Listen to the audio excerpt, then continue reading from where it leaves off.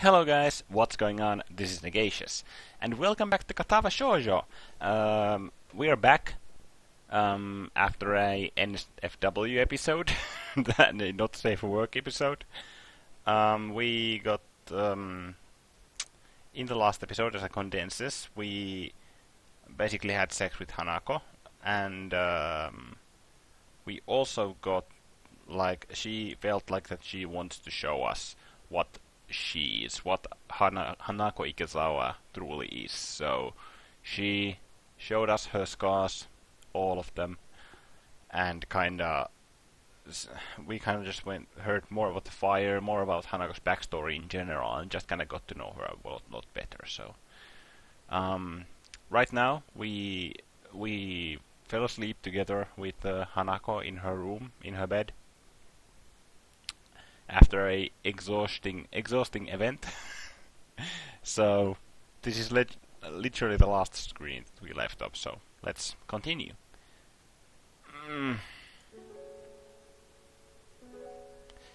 God, this is... Okay. My eyes feel heavy as they slowly open, the light from outside making me blink a bit to let them get adjusted. My body feels like lead and my head feels just as heavy. Waking up to an unfamiliar ceiling is an uncomfortable feeling. It reminds me of the first time I awoke to the dimpled white tile ceiling of the hospital. Or when you woke up in Emi's room in another timeline. It's only after spending a few seconds staring up at it that I realize where I am. This is Hanako's dormitory room. I feel as though my heart stopped again as the events of last night rush through my head. Blood rushes to my cheeks and I shut my eyes once more. There's very little point to getting myself worked up this early though, so I try to push such things out of my mind for now. I roll my head to the side to see if Hanako's where she was when I drifted off to sleep, and all that's there now is an empty space on the bed and the room beyond. I sluggishly sit up and rub my eyes before pinching the bridge of my nose and looking around the room. The only person here is me. I'm still bereft of my clothes, and after a quick scan of the floor for them, I notice that they're neatly folded in a corner of the room. Try as I might, I can't see Hanako anywhere. The foil packet for the condoms being removed too, presumably put into the bin. With a great yawn, I get myself out of bed and quickly look for some underwear. I grimace a little at the prospect of putting my boxers back on after yesterday's efforts did a job on them, but I don't have much choice. Taking advantage of the fact that I have some time without anyone around, I get myself dressed for the coming school day in short order. And then, I'm alone. Without anything more to busy myself with, my mind becomes focused on the fact that I'm standing in another person's bedroom after we spent the night together, but there's not a single sign of her around. My gut proves to be more helpful than my brain at working out this riddle. With a loud growl, it reminds me that she may well just be getting breakfast. I would have liked to wake up next to her, but maybe it's a good thing that I have a few moments alone. Hanako's room, as always, is quite bleak in appearance. There are precious few decorations and practically no personal artifacts that aren't hidden away in cupboards or drawers. She's lived here for 3 years, but the room looks as if it's been barely occupied for a single day. I shouldn't overthink this. She might just like living this way, as some do. Having the ability to put such low stock in physical possessions does have its advantages, but even so, it feels a little disconcerting given her past. She said that she viewed herself as having had her life on hold while at the orphanage. She certainly lives as if she still does, but after what happened last night, it's pretty hard to imagine that she still thinks that way. The sound of the door handle cracks through my thoughts, and I turn to face it. Hey, there she is. Sure enough, Hanako comes through and shuts the door behind her. She has what seem to be 2 microwaved instant meals in her hands, so this is a little difficult. Good morning, Hanako. Morning. She gives a little bow before making her way to the desk, setting down both plates. I can now see them to be small satay dishes, their contents steaming with a fork stuck inside the rice of each. I give thanks to her for bringing them in, and we each take one and get down to eating. She sits on her desk chair while I sit on the side of the bed. I don't like talking while eating, so the silence between us isn't annoying in and of itself. It's the fact that it only exists because we don't quite know what to say to each other that's off-putting. Hanako glances towards me every so often as she eats. I only notice her doing so because I'm doing just the same thing. We're eating together as if we were a couple. We even had sex last night. A first for the both of us. In another timeline. Okay, I'm gonna stop that. That's probably annoying as hell. Something feels wrong though. Maybe that's why we can't even say a word to each other as we finish our plates and leave them in the sink. Maybe that's why we leave Hanako's room without holding hands, or making small talk. Maybe that's why it feels as if we're further apart than we've ever been before. We enter the classroom together, neither of us so much as glancing at each other. Just after we do so, I realize that this may have been a mistake. Shizune lifts her eyebrow at the sight, her suspicions raised. We reach the center aisle between the classroom's desks and look to each other. I'm not quite sure what I should say. Does she want me to address her as a girlfriend? I didn't think our relationship was... Oh, that's why this feels so strange. See you. Okay. I awkwardly hold up a hand as we part and take our seats at our respective desks. I can't even look back to her out of embarrassment. I feel like the gulf between Hanako and me is because of me.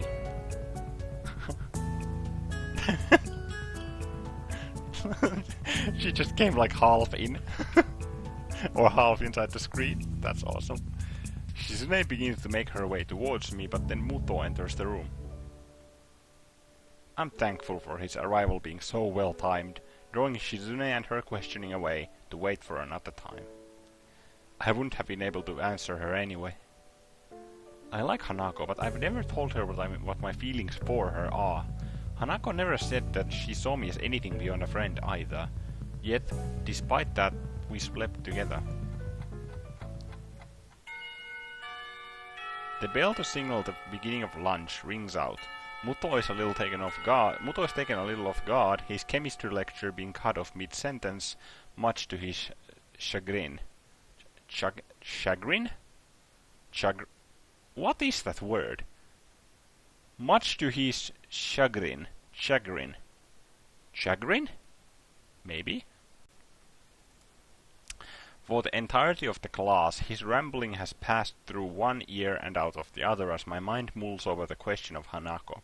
I can't get her out of my mind, and by now I've managed to wind myself up about it. I realize that she has never said yes to what we did. She didn't say no either, but would she have been able to? She's extremely submissive at the best of times, and no doubt it took her a gargantuan effort to show me her scarring. I decided to try and at least make conversation with her. That would be better than the monosyllabic why can't I read today again? That would be better than the monosyllabic communication that's been the most we've managed between each other so far today. God. I walk to her desk, intending to chat, but she awkwardly blushes and looks down even before I've come up to her. I take a breath to speak, but I find myself lost for words. What in the world should I say to her? Hearing approaching footsteps, I turn to see Shizune and Misha already making their way towards us, no doubt with the intent to start asking troublesome things.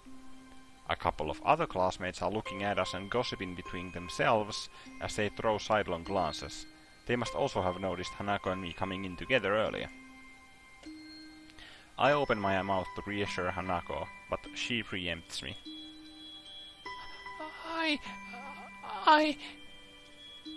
I'm gonna do something! She gets out of her chair and dashes for the door. A couple of the books and pens that are on her desk are sent falling to the floor in her rush. Not many people seem to care about this event. A few look around to see what all the fuss is about, but go back to what they were previously doing soon after. I'm left despairingly looking at the door that Hanako disappeared out of. The idea of running after her passes through my mind, but I'm fairly sure that Hanako can run faster than I can.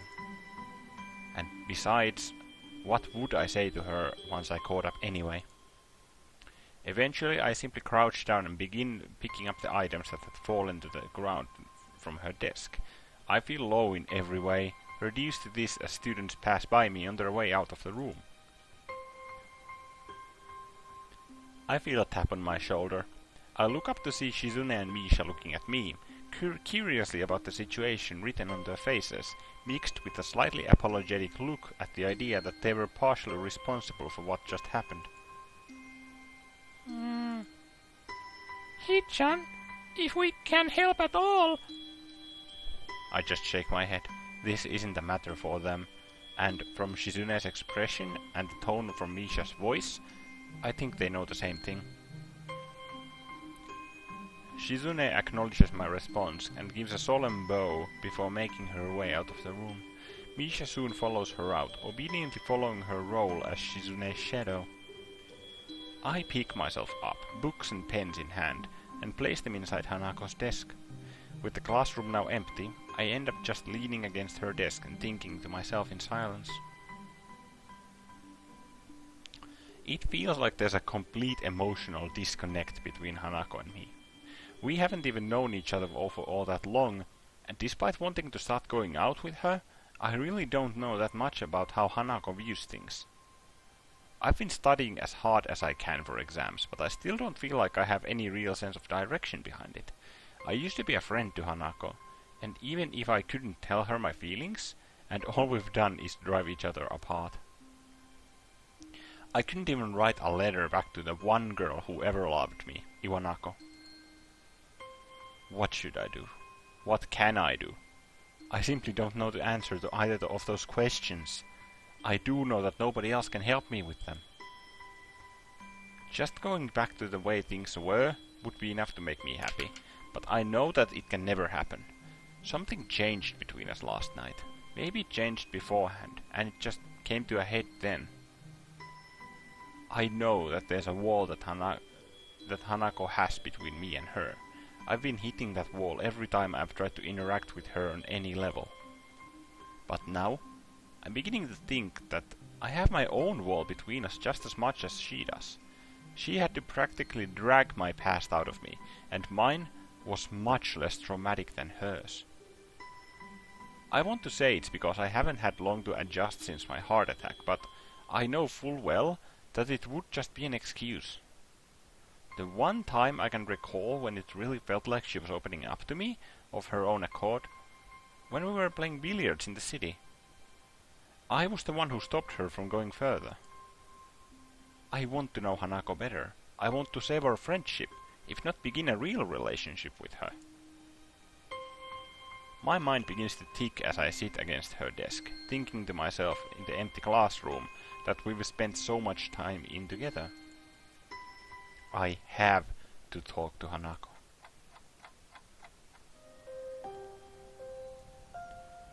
This song is really goddamn good. It's called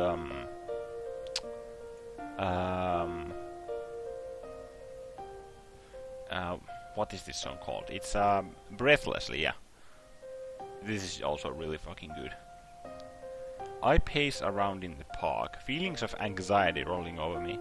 Every so often I reach into my pocket to take out my phone, but each and every time I hesitate and end up slipping it back in. If this were any normal situation, I wouldn't be cutting classes. Unfortunately, it isn't, and so I find myself in the town below the school at 2 in the town below the school at 2 in the afternoon. Ever since I met Hanako, I've been the one to initiate everything between us. The one that started conversations, went to her wherever she was, and suggested that what we should do. Today, this once, I don't want to be the only one doing that. My hand dives into my pocket one last time. This time I quickly navigate to the texting menu before I have a chance to change my mind again. Hanako, if you want to talk, I'll be at the park in town for a while. Fighting a last measure of doubt, I thumb in my message to Hanako and press the button to send it. And now, I wait. My part in this has been fulfilled. What needs to happen now is for Hanako to make the decision. It would be meaningless for me to drag her here. She needs to decide for herself whether she wants to meet me. The apple juice from the vending machine tastes awfully bitter as I swill it down.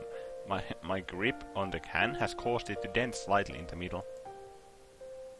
I shouldn't be this tense, but it's probably inevitable. Hanako is dear to me.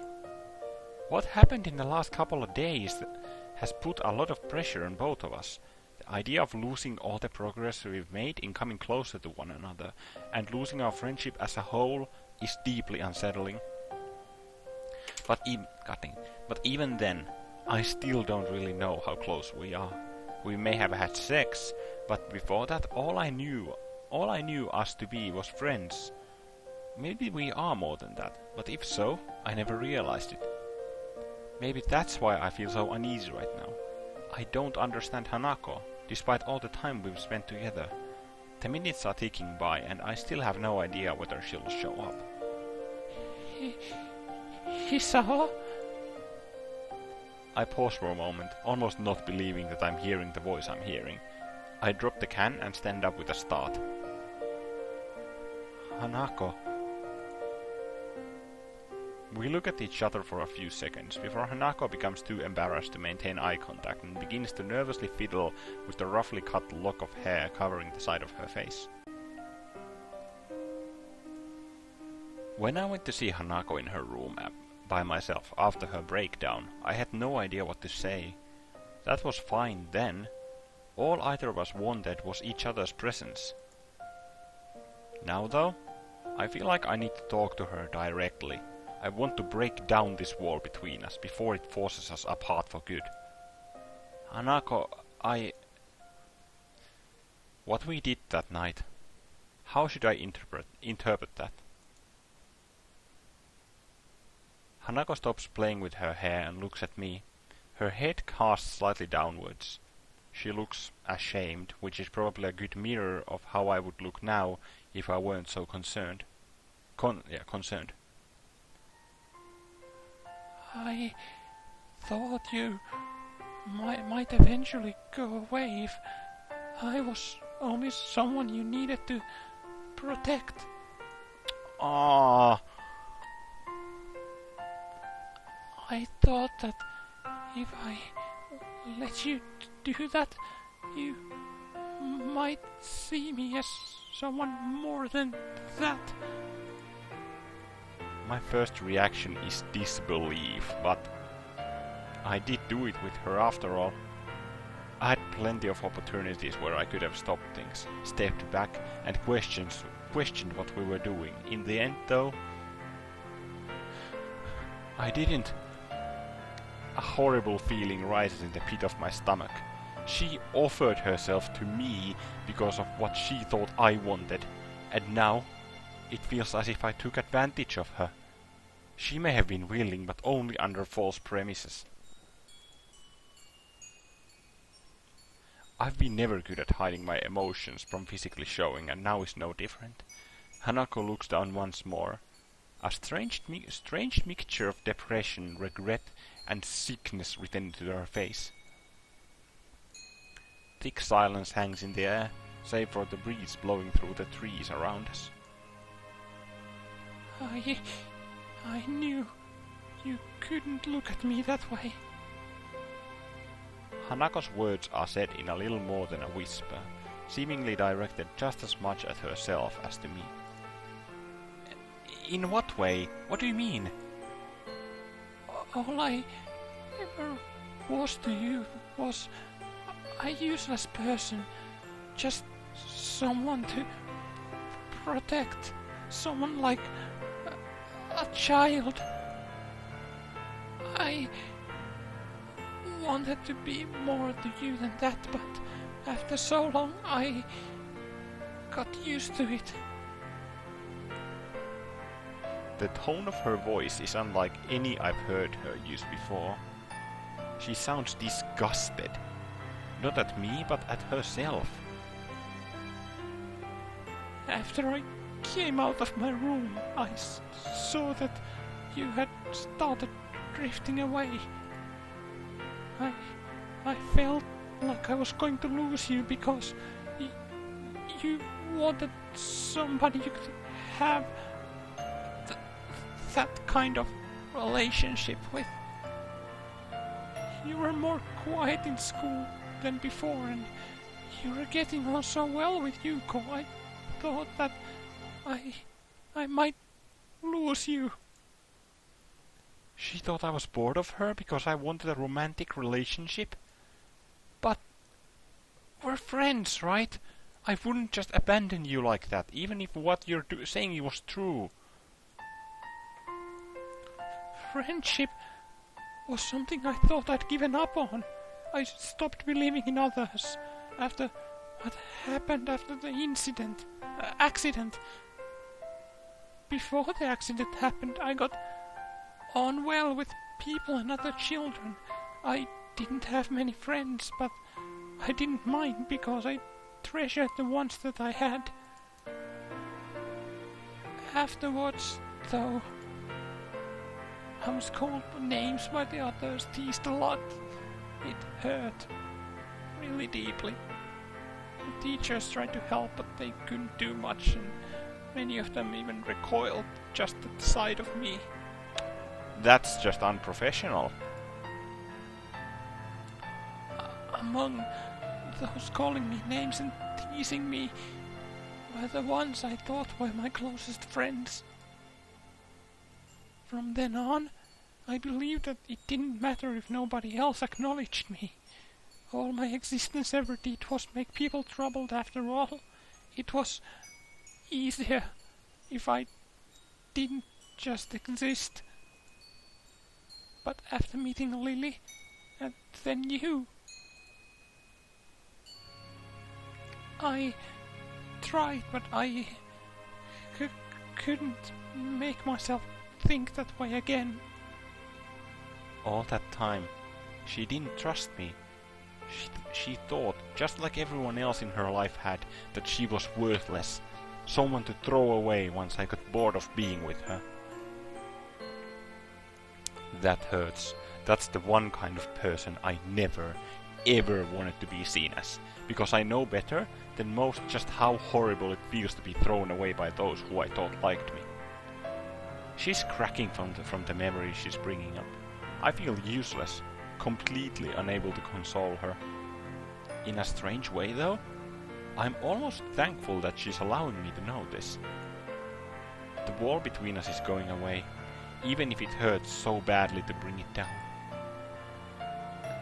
Hanako, if you just told me. Was I wrong? Of course you... She wasn't. Hanako wasn't wrong. It's difficult to force myself to admit this, but I know trying to deny it is pointless. To me, and to Lily, she was someone we tried to protect. She had become to me what I'd become to my friends after my heart attack. A broken person.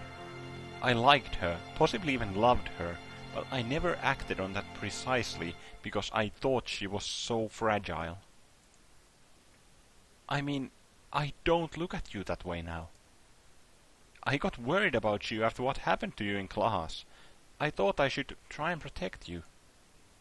When you locked yourself in your room, though, I got afraid. I thought you were rejecting me, and it forced me to think about a lot different things. I wasn't rejecting you. She blurts it out with an almost scared tone to her voice, taking me off guard. She quickly becomes embarrassed by her outburst before clenching her fists and working through what she wants to say in her mind. I would never do that, not to you. Even though I was scared, even though I tried to push you away, you still tried to get closer to me. I locked myself away because I was just a burden to you, to Lily, to everyone. Every birthday was the same. Everyone was doing their best to pretend that I mattered. Everyone pretending everything was alright for that one day of the year. I didn't want to exist, but they wouldn't let me. Even after meeting Lily, everything was the same. I was as useless as I'd always been, unable to do anything for her or for myself. I didn't want to be the same way to you. Lily and I were completely wrong. From what she said, everything we did for her, it would have only made her feel worse. Even what little I thought I had right about her was a complete misjudgment. After you locked yourself in your room, I decided to try to work out my past as well and sort out my future. I didn't know how to deal with the things I'd lost by coming to Yamaku, so I was trying to sort them out myself. I thought it would help us become better friends if I did that. Silence hangs in the air again. I try to keep looking at her, but I can't. I feel really low, and though I want to apologize, I don't know how I possibly could. I hear her take a deep breath, only to look back after hearing her drop to the ground.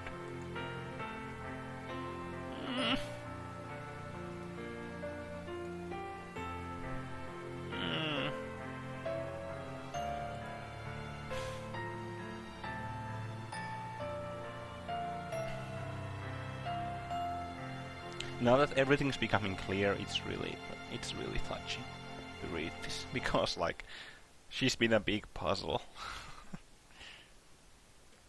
And when we unlock that puzzle, well, it's a weird feeling.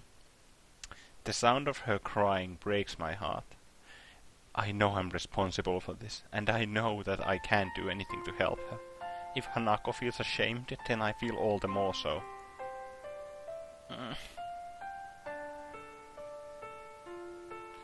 I rush to her as tears continue to roll down her cheeks unabated, wrapping my arms around her. I don't care how I must look anymore. I just want to be close to her right now.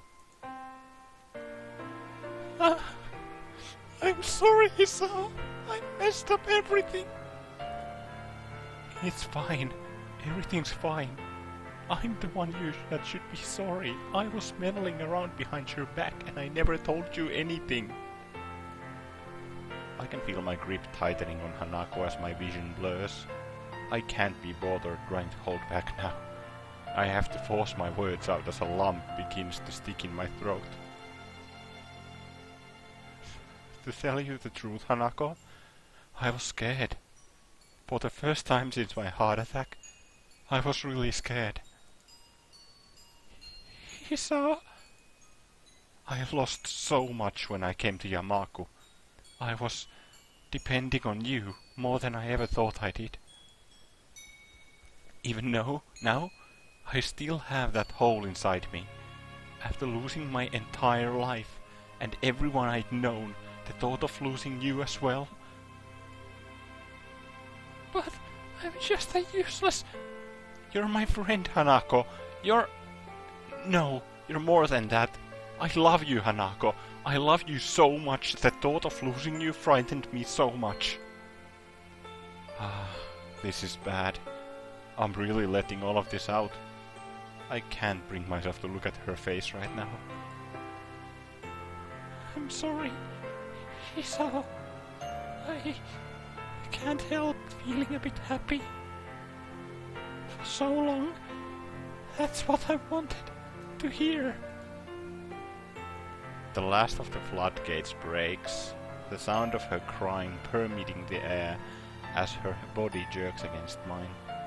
We hold each other tightly, connected more closely than ever in our shared grief and our shared happiness. I don't know how things are going to be like after this. Right now though, I don't care. There's no other person in this world that either of us could possibly share these memories and emotions with. Nobody.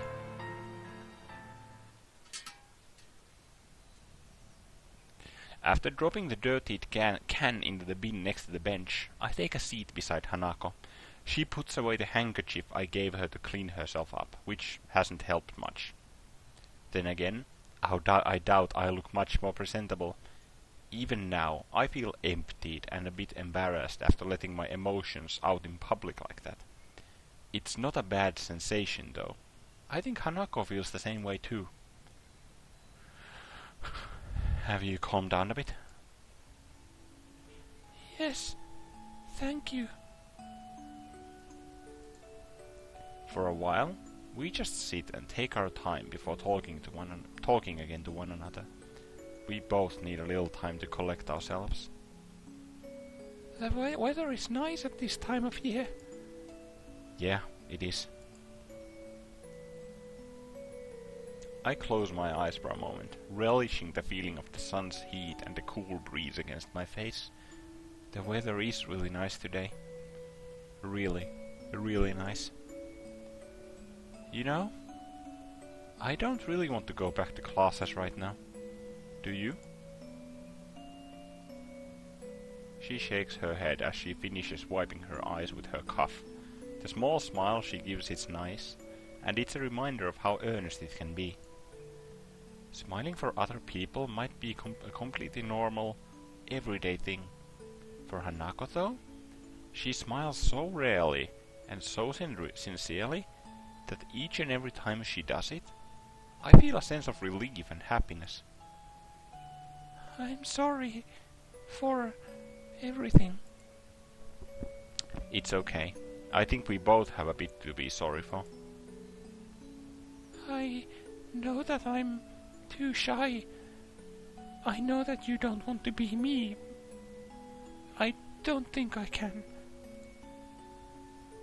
You can change, Hanako. I know that because even in the time that I've known you, you've already changed. To be honest, just being able to sit here and talk to you like this means that you changed a lot since we first met. But I can't be like that for anyone else. I don't have any plans for after school hence either.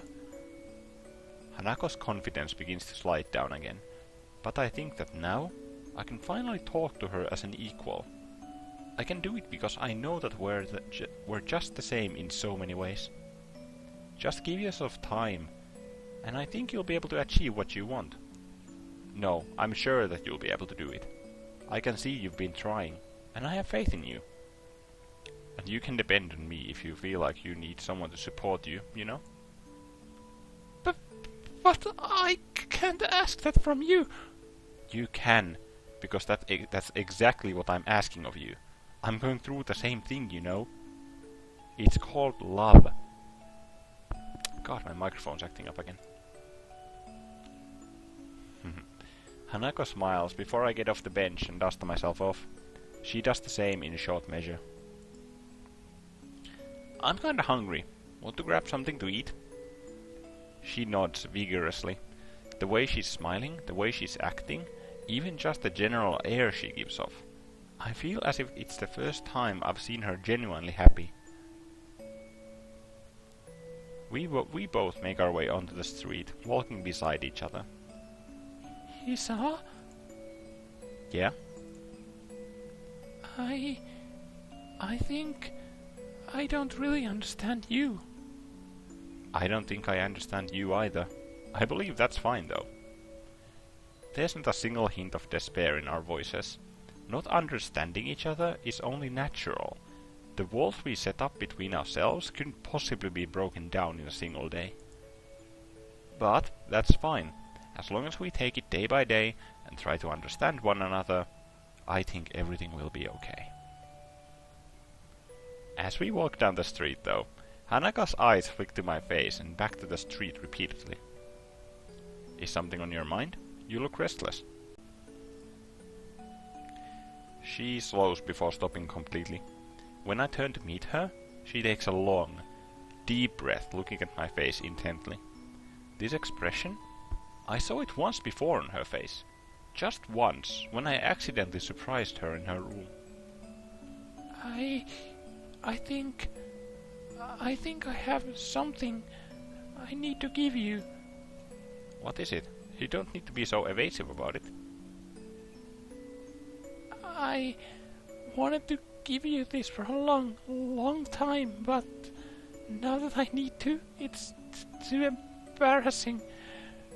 Do it! Do it! Don't worry, I'll accept it, whatever it is. Do it! Yes!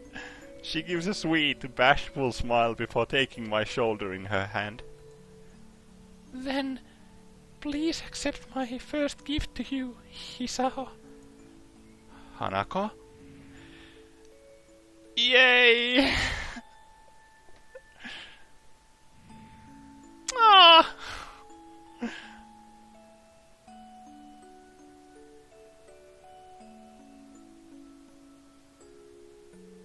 In the public. Good job, girl.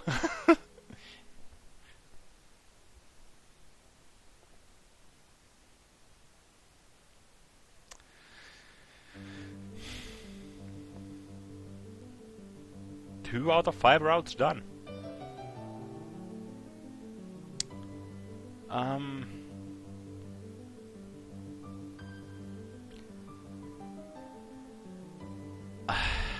I need to gather my thoughts for a while. Also, I know I said at the end of the Emmy route that that I would play the credits only that one time, but I feel like the credits are the good time to like just think through and kind of like wind down from just happened before, because it's the end of the route. So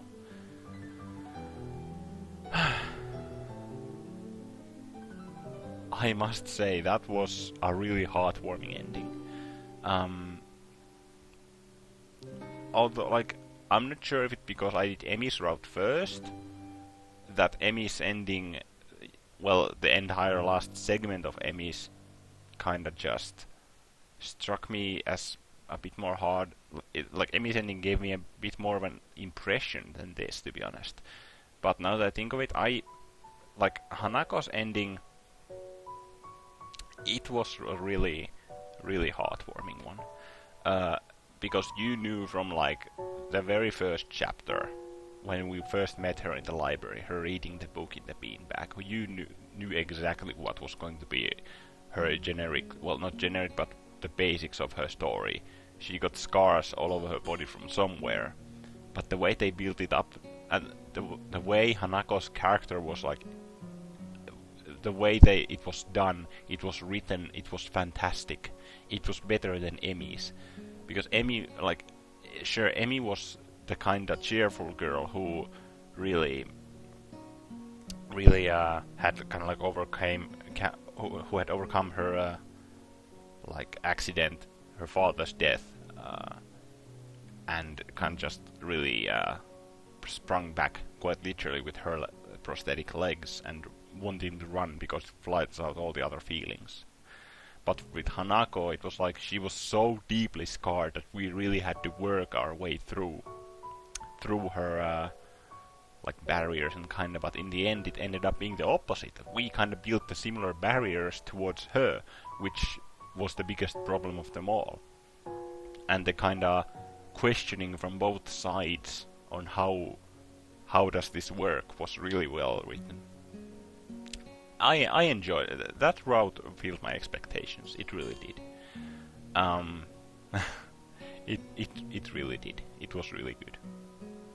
And that ending, her kissing us on the in public, that was, it told more than like they could ever tell on words. It was just fantastic. I don't know what to say. Like, both Emi's and Hanako's routes had their own sides, and I'm sure that the other routes of Lily's, Shizune's, and Rin's have also their own sides. But for now, I'd say that I liked Hanako's route a bit more than Emi's, because the entire story as a whole was really good. When it comes down to Hanako. Okay, let's see. Actually, is there anything new in extras? Gallery. There's Emi's. There's the famous boot sex. Yeah, here it is. The kiss. And I like how Hisao is really surprised in that picture, like, whoa, girl! And this was really touching as well. I almost had tears in my eyes. Well, I did when I read through this, but because it was more like that. This scene was more that when they were discussing that. The walls, like Hisao realized that he had everything wrong about Hanako that he could have had, and he had to kind of like apologize for that, and that was really, really good, really, really well built, and really, really well done as well. Yeah, adulthood, the end of two children, the beginning of two adults.